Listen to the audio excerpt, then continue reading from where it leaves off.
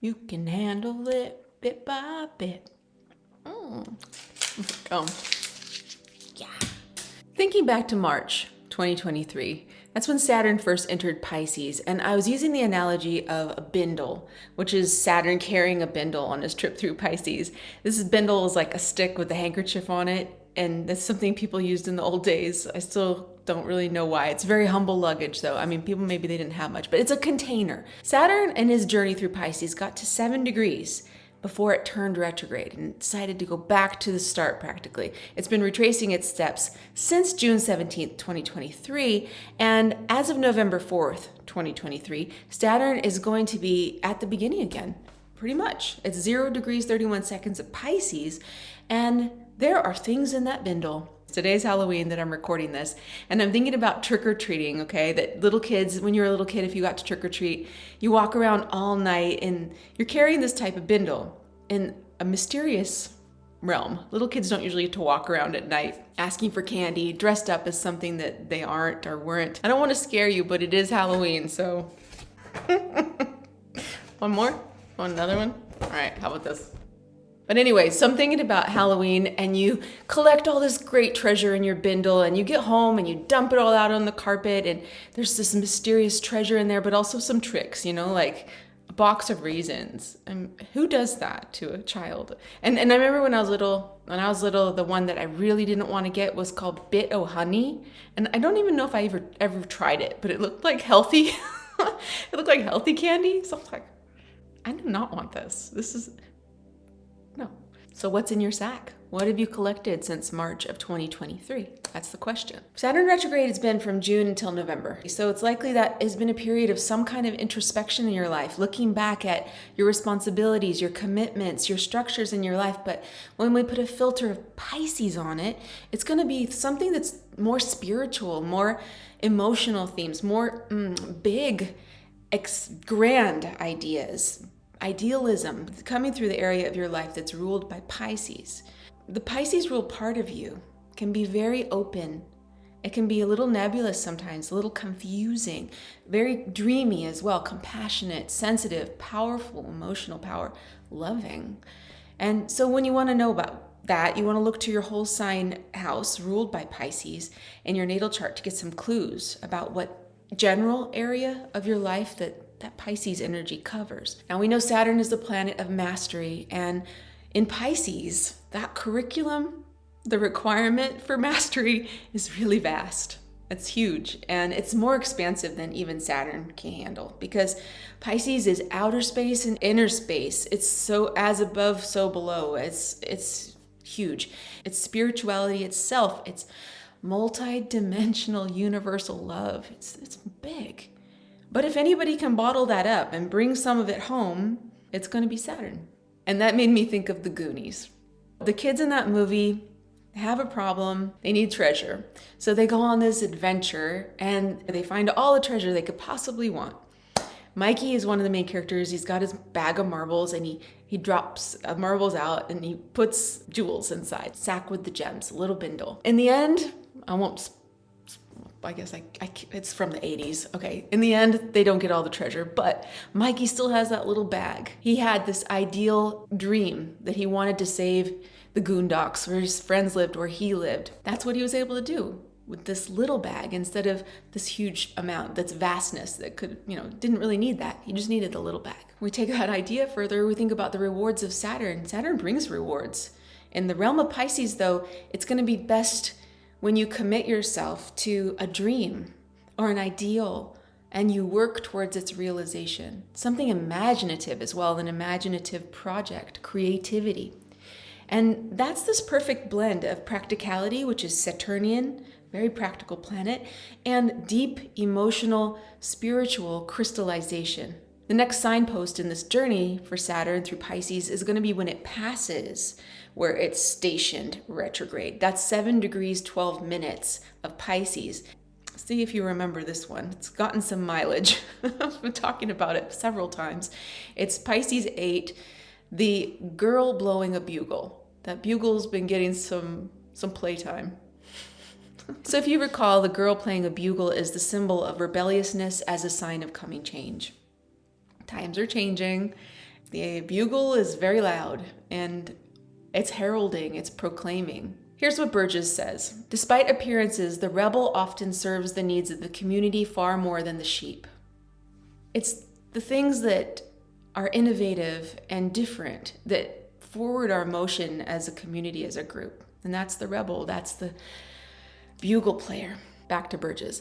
Groups are inclined to degenerate quickly from the first position of being a springboard or a vehicle for new initiatives, and they're subject to entropy and sclerosis without the vibrant, innovative input that a rebel can offer.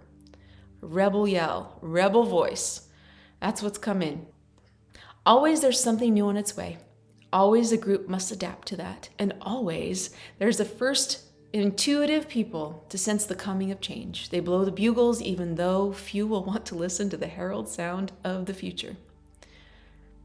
Seems like an important degree that comes up quite a bit. Saturn in Pisces really encourages us to connect to our inner world, the more spiritual truths, the foundation.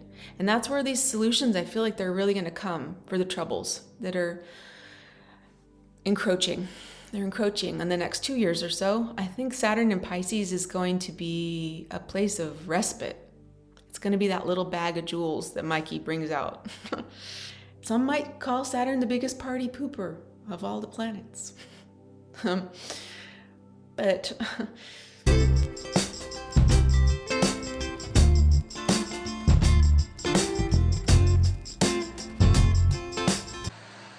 Saturn is the only one that's able to collect. It's the only one that has the bindle, the bag, to collect some ethereal compassion and bring about practical healing through love. On the other side of the coin, let's talk about the shadow, Pisces energy. Pisces can get really illusory. It's confusing, unreal, impractical, escapist vibes. I'm sure there's going to be some of that coming, especially with the technology that's concurrent. Honestly, I don't feel like Saturn has a lot of patience for that. Does just the opposite in a way. It brings structure and stability to the places that need some solid grounding. It's complicated, like everything is. It's complicated. There's going to be ups and downs. It's not all rosy for sure with Saturn. I try to tend to look at the more optimistic version of it, but of course, Saturn in Pisces can also bring some challenges. One way to figure out what are the clues to that, what could possibly happen, is to look at the last time Saturn was in Pisces, and that was 1993 to 1996.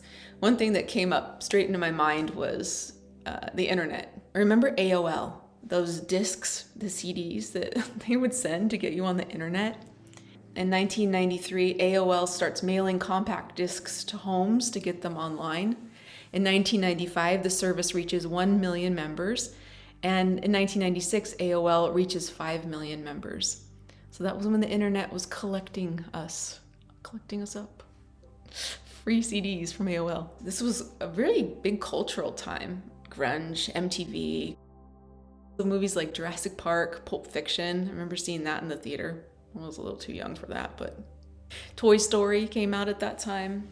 The X-Files were huge. This was Gen X at its finest, really. When I think about that period of Saturn and Pisces and Gen X, brought out so many things that are still in the collective, like Nirvana. I see kids wearing Nirvana t-shirts now. I'm like, you really listen to Nirvana? When I drop my kids off at school, I see the kids wearing the clothes. They're wearing those baggy jeans like we wore, or they're just like, it look almost, I feel like I've gone back in time. I could be walking into high school right now just with you guys if it was 1996. It looks just very similar. Sup at the whack PlayStation, sup. One thing about Friends is a lot of people have learned English from watching that show as a second language. And as you probably know, Matthew Perry, the actor that played Chandler Bing in the show, he just passed away at the age of 54. And Friends came to its popularity the first time around in 1994, smack dab in the Saturn and Pisces era. And Matthew Perry, that's his big break. That's how he became famous. I went to that tanning place your wife suggested. Was that place The Sun? With Saturn and Pisces again, 28 years later, with him passing, it's brought him into fame again. It's brought him back to the top, and it's going to bring back a lot of nostalgia about the show Friends. Someone at work ate my sandwich. Well, what did the police say? So I found this article I wanted to share a little bit with you. Nabil is this person that's speaking. I actually cried when I learned Matthew had passed away. I reached out to my old friends who I used to watch Friends with and told them Chandler has died. Our friend has died. It doesn't feel like just Matthew with all his beautiful aspects as a human being has died, but it feels like Chandler also died.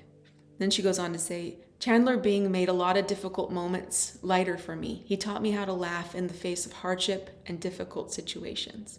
It makes me think about how the show Friends also illustrated that despite language differences, cultural differences, friendship and the human experience of connection is universal. Another quote from the article. The most interesting thing about Friends is that it's still really relevant, says Haneen Shaheen, who lives in Cairo. They're facing the same things that we're facing as people. Relationships, breakups, stupidity, goofiness, everything is very familiar to how our lives look now. Because of what's happening in Gaza, I watch a lot of Friends right now. I was at work and I didn't know Matthew Perry died because my timeline is full of Gaza news. And then my colleague who knows that I love them so much called me and told me, and I was like, no, not now, not on top of everything that's happening in the world. This is too hard. Nabil described Friends as a pacifier for a lot of people in her generation, and that it's very familiar. It has a lot of positive messaging. The characters themselves are very familiar, and they act like a soothing mechanism that helps her day end in a high note. Why is your family Scottish? Why is your family Ross? She goes on to say that during the Egyptian Revolution, Friends was one of the main elements that helped me fall asleep without feeling the terrors of what was going on at the time. Can you just hear it? Can you hear the echoes of Saturn and Pisces coming all the way back from 1994, 95, 96? It's right there in those quotes. The show was an ideal expression of community, of friendship, of love, connection. It transcends culture, it transcends language. It overcomes fear. It overcomes war. It's the joy of shared experience. It's the joy of laughter. And it just feels like a really beautiful gift to be reminded how that show, or how a person in this case, like Matthew Perry, can be a container, Saturnian container for connection. And how art can pull us together in this beautiful mosaic of community, of shared experience. And to see that we're really not that different at all. Yeah. About 8 months ago, I made a couple of Saturn and Pisces videos, and I watched them back just before making this video, just to see if I could recommend them to you in good conscience, if they were good enough. And it's really weird to watch myself on this process of being on YouTube. Since Saturn entered Pisces, my own expression, my own connection, my concrete spiritual experience has expanded since then. I feel different. And it makes me excited about Saturn going forward in Pisces for the next 2 years. That energy going forward and having more opportunities to collect more jewels in our little marble bag or our Bindle or our Halloween candy bag, whatever. Choose your analogy, choose your adventure, choose your adventure. And one thing I want to echo that I did say in that video at the end is, geez, I was so grateful then, but imagine how much more grateful I am now for you. The support I get from you guys is just so awesome. Anyway, I like you so much just the way you are. I'm going to stop before I start crying. Mwah! Okay, bye. Talk to you next time.